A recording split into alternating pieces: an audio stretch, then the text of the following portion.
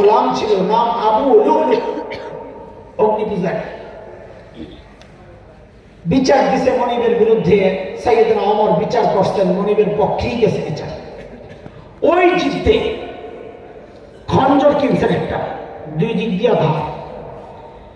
এক সপ্তাহ ইতিহাসে আসছে, এক সপ্তাহ খালি ধার দিছেন আর সাইয়েদনা ওমরের দিকে তাকাইছেন। হয়তো ওমর টের পাইছেন, ওর নজর ভালো না, তারপরেও আল্লাহর উপর ভরসা চলতেছে।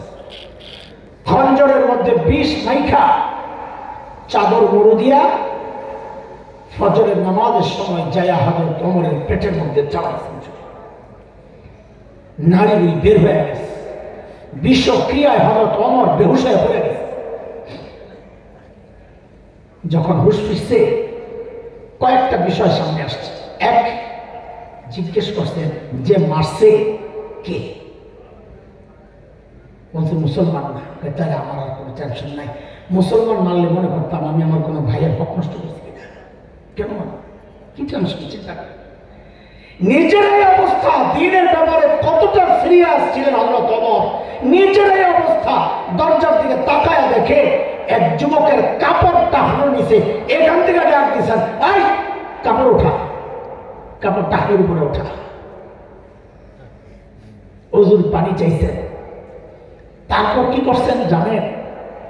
একজনের কোলে ছিল মাথা, হযরত ওমরের কোল থেকে মাথাটারে নিয়ে জমিনের উপর রাখছেন।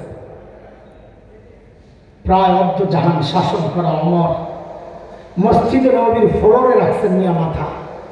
ফ্লোরটা কি ছিল? টাইলস করা, মোজাইক করা, পাকা, কি মাটি।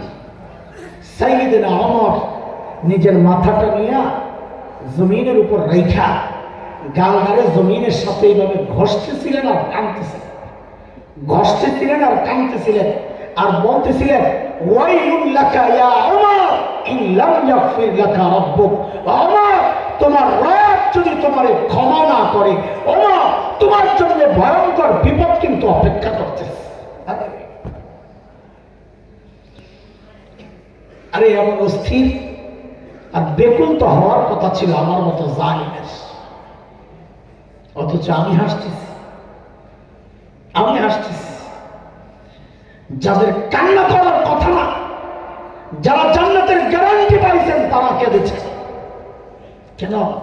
ওই যে আল্লাহ বলছেন আল্লাহরে ভয় করো, এটা করে যায় এমন ভাবে ঢুকছে, এত কিছু করার পরে ভয় যায় না। আর যদি আল্লাহ তাড়াইয়া দিল, আমার এই আমল আল্লাহর কাছে কি মূল্য? আল্লাহ যদি খালি বলে ফেলে এই আমল আমার হয় নাই, চলবে না, যা ভাগ, আমি কি করব?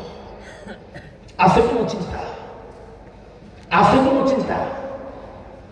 চুল পাইকা সাদা হয়ে গেছে, দাড়ি পাইকা সাদা হয়ে গেছে, এখনো গুনাই ছাড়তে পারে, এখনো গুনাহ করতেছে। ছাড়বেন কবে? জিজ্ঞেস করি, বলেন। ও ভাই, আপনি গুনাহ ছাড়বেন কবে বলেন?